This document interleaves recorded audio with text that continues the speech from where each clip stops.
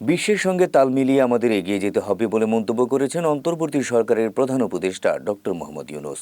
বৃহস্পতিবার সশস্ত্র বাহিনী দিবস উপলক্ষে ঢাকা সেনানিবাস আয়োজিত অনুষ্ঠানে একথা বলেন তিনি। প্রধান উপদেষ্টা বলেন, ৫ আগস্ট ছাত্র জনতার বিপ্লবের মধ্য দিয়ে আমরা নতুন বাংলাদেশের সূচনা করেছি। এ নতুন দেশে আমাদের দায়িত্ব সব মানুষকে এক বৃহত্তর পরিবারের বন্ধনে আবদ্ধ করা। কেউ কারো উপরে না, আবার কেউ কারো নিচেও না, এই ধারণা আমরা আমাদের জাতীয় জীবনে প্রতিষ্ঠিত করতে চাই।